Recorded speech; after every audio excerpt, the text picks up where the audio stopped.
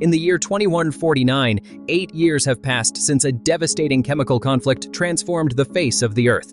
With dry rivers and vanished lakes, power structures crumbled, and billions of lives lost due to toxins spread in the air. The desolation is palpable. Among those who have managed to survive is Darwin, whose incredible resilience has allowed him to adapt to this hostile and changing environment. As the curtain rises on our narrative, Darwin finds himself waking up in a chair in front of an imposing computer screen. A voice emanating from an artificial intelligence, a remnant of advanced technology still functioning amidst the chaos, welcomes him. We observe him as he performs a retinal scan that allows him to establish communication with the inhabitants of Pod KR 2001 in a desperate attempt to contact his mother. We briefly shift to a memory of Darwin and his mother enjoying a peaceful car ride just before the war broke out. Back in the present, inside the Century Pod where he now resides, Darwin immerses himself in his daily routine under the constant supervision of the artificial intelligence that assists him. Darwin performs a crucial task in this post-apocalyptic world. Every day, he pilots a mining vehicle, extracting vital minerals to keep the pod where he lives operational. He works under the mandate of the World Authority, which in return offers him protection, leisure, and food.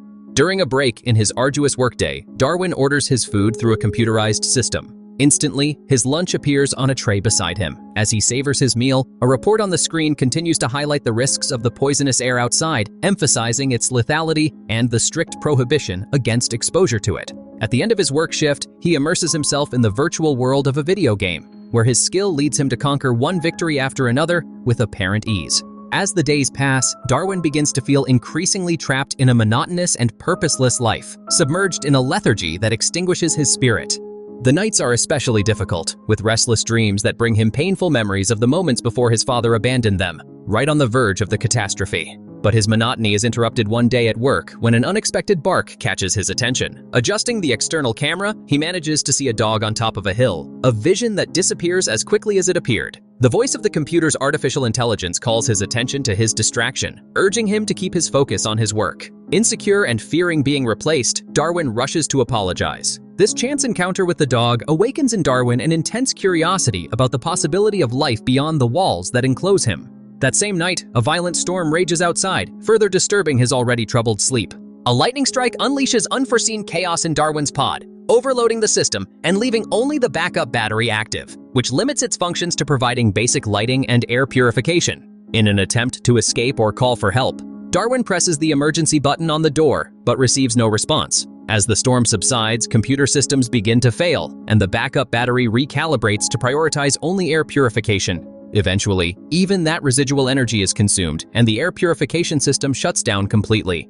Driven by desperation and the need to find a solution, Darwin equips himself with an advanced mask and ventures outside, but the mask's energy runs out faster than expected, forcing him to hastily return to his shelter. With a last breath of energy and a frantic effort, he manages to close the pod door behind him, preventing the toxins from outside from invading his last sanctuary. After several unsuccessful attempts to revive his capsule, Darwin is forced to leave behind his inert refuge. Upon removing his mask, unexpectedly fresh, clean air greets him, allowing him to breathe without difficulty. Surprised, he discovers in his hands an old toy box, a gift from his mother. As nostalgia envelops him, he reflects on the most shocking revelation. The electrical discharge that disabled his capsule also lifted the veil on the purity of the outside air, a reality hidden until that moment. Intrigued by his mother's prolonged silence and the reasons behind her apparent abandonment, Darwin wonders if she was aware of the air's condition and if his purpose now is to rescue her. With determination, he sets out towards his mother's shelter. Each step outside his familiar environment is a challenge for Darwin, who ventures into the freedom of open space with nothing more than a USB-like device. Upon encountering a futuristic public phone, he attempts to use the device to contact his mother, but realizes that he does not have enough credits to make the call. His journey extends, marked by exhaustion and lack of provisions, under the constant surveillance of a drone. After several days of strenuous walking, a familiar bark echoes in the distance, instilling renewed vigor in his spirit. Following the echo of the barking, Darwin pushes his limits until he collapses from fatigue. Upon waking, he meets the inquisitive gaze of a dog and a woman. Faced with his silence, they both retreat hastily. Although weakened, Darwin tries to follow them, but stumbles upon an alarm that the woman had prepared in advance. In another moment, the woman hurriedly enters a shelter, orders 3 children to hide, and urgently asks about the stranger who is chasing her. The woman who encountered Darwin quickly informed Lil about the man who seemed to have lost the ability to speak. As she watched Darwin approach, Lil made sure that no one was following him and, having confirmed that he was alone, called her children to leave their hiding place. They set the table with food and awaited his arrival with a greeting from a distance. Upon arrival, Lil introduced herself formally, and the dog's companion identified herself as Belle. It became clear that Darwin's difficulty speaking stemmed from his isolated upbringing in the capsule, where his only contact had been with artificial intelligence. During dinner, Lillian proposed that Darwin stay at her home while he continued the search for his mother. With the passage of time and thanks to the help of Lillian and a man named Steve, Darwin began to communicate through a keyboard. He recounted how a lightning strike had damaged his computer and activated the emergency alarm. Lillian's children, Susie, Steve, and Beth, welcomed him warmly. During the day, Darwin dedicated himself to watching them play, and Dar, another resident of the house, taught him how to use sunscreen. Although initially confused, Dar encouraged him to join in their games. At nightfall, using a sign system that mimicked the layout of the keyboard, Darwin asked Dar about his mother's whereabouts, expressing his concern about the lack of communication and the absence of help to be rescued. When Darwin's capsule malfunctioned, Dar assured him that his only intention was to help and suggested that he try to rest a little longer. That night, restless, Darwin went to his mother's capsule and called her, but received no answer. Suddenly, a drone appeared in front of him. Darwin desperately tried to escape, but the drone caught up with him and paralyzed him with a taser shot. Faced with the drone, which demanded to know how he had survived 28 days outside and learned to communicate, Darwin, terrified, opted for silence. However, the drone began to extract the information directly from his brain, projecting it onto a screen as if it were a movie. Waking up in a hammock, Darwin realized that everything had been a dream, while Dar rushed to comfort him, relieving the panic he had experienced. The next day, in his exploration of the house, Dar discovered the shower and, confused, turned on the water without knowing what to expect, getting completely soaked. The laughter of Lillian's children filled the air as they witnessed the scene. Patiently, Dar took him back to the bathroom and taught him how to use soap and operate the shower correctly. Lillian, meanwhile, provided him with some of her uncle's clothes to change out of his wet ones and took the opportunity to teach him about the use of underwear. Although Dar had his doubts about Darwin's ability to manage alone in the bathroom, Lillian encouraged him to give him some space. On a bright country day, Dar and Steve fully dedicate themselves to planting seeds in the fertile soil. Meanwhile, Darwin emerges from the house, glowing after a refreshing bath. Dara, visibly impressed, can't help but admire the cleanliness with which Darwin stands out in the natural environment. Just then, a subtle celestial noise catches Steve's attention, who becomes alert upon hearing the chirping of a bird. However, Dar calmly reassures him that there is no cause for alarm. Dara, still somewhat uneasy, approaches Darwin to inquire if he has applied sunscreen and if he plans to stay longer or leave soon. Darwin is slow to respond, still struggling with the language barrier. With all the calmness in the world, Dar takes this moment to teach Darwin how to nod or shake his head. Between bursts of laughter, both Steve and Dara delight in watching Darwin's somewhat clumsy efforts to replicate the gestures, thus marking a small but significant advance in his way of communicating. With a lingering smile, Dar reiterates his question about Darwin's future plans, who this time nods firmly, affirming that he will stay. From that moment on, Darwin begins to spend more time with Dar, learning the tasks of the field under his tutelage. Dar instructs him in the arts of sewing and accompanies him on different expeditions. Gradually, Darwin's voice grows stronger, his words become clearer, and in a particularly moving moment, Dar patiently teaches him the name of each element as they work side by side under the open sky. Lillian, touched by Dar's dedication, decides it is a good time for a family dinner. Around the table, Darwin is more relaxed, and although some words still resist him, his progress is remarkable. Laughter emerges spontaneously when Dar, Steve, Susie, and Beth perceive that, despite his linguistic progress, Darwin retains a charmingly clumsy air when speaking. At the end of the evening, Lillian, beaming with pride, offers Darwin words of praise, celebrating the impressive progress he has made in such a short period. Caught up in the joy of the evening, Lillian's children and Darwin start a playful food fight after dinner. In an atmosphere filled with laughter and fun, pieces of food fly through the air from one side of the dining room to the other. Lillian, perfect in her role as hostess, soon invites everyone to participate in a dance. Darwin and Dara, in sync and collaborative, reorganize the space, quickly turning the dining room into an improvised dance floor. Dara, taking the initiative, begins to teach Darwin the basic dance steps, and together they let themselves be carried away by the enveloping rhythm of the music. On a walk through the forest, Dar takes the opportunity to share memories of his father, Mark, who was the pillar of the family with his eternal sense of humor before they decided to move near the coast. He recounts the agonizing decision to disperse the families after the devastating impact of a bomb, a desperate measure to stay safe. The narrative then moves to the cabin of Lillian and Darwin, where the family is seen together working to improve the camouflage of the shelter. Beth expresses her concern about the possibility of someone following Darwin and discovering their hiding place. However, Lillian, with her characteristic calmness, reassures everyone by assuring them that the depth of the valley and the density of the forest provide them with an effective protective shield. As night falls, the family gathers around a warm campfire. Darwin shares his concerns about the possibility of police drones monitoring the area, but Lillian reiterates her confidence in the security of the hideout. Despite Lillian's steadfastness, Beth cannot hide her uneasiness about the possibility of being discovered due to Darwin's presence, although Lillian maintains her unwavering faith in their refuge. Later, the family arrives at a river and immerses themselves in a time of leisure and aquatic joy.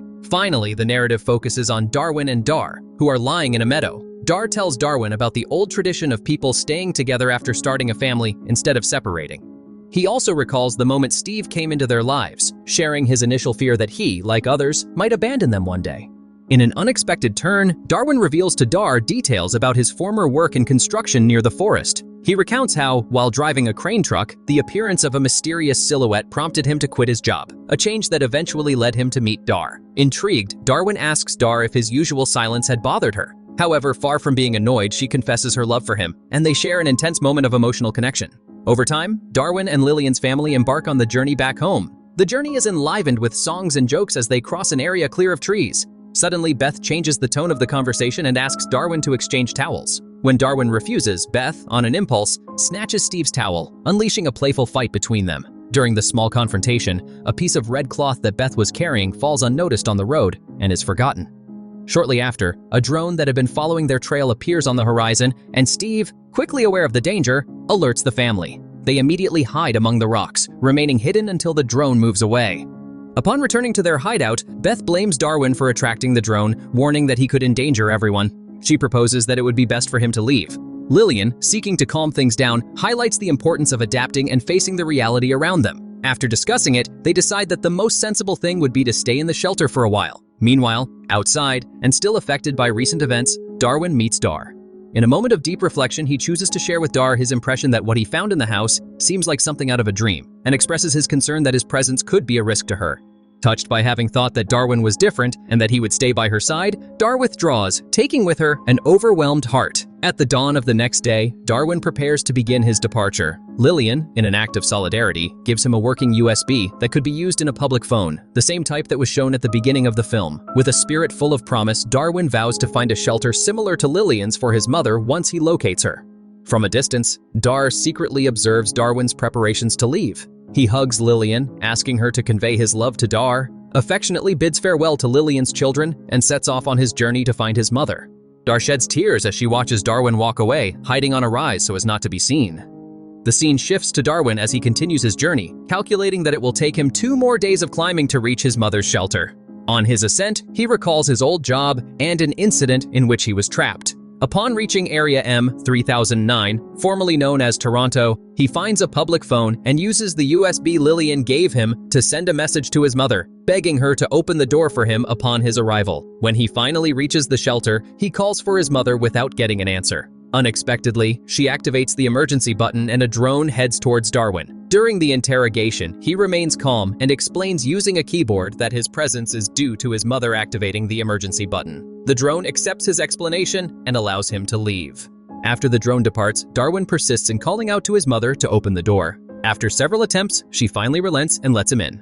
Once inside the shelter, Darwin asks his mother if she still enjoys the old video game that used to fascinate them both. He begins to share his reflections on the existence of life beyond their current confines, imagining a world where the air is clean and the sun shines warm and bright. With the aim of sending a message and reviewing old files, Darwin sits down at his mother's computer but discovers his access is restricted.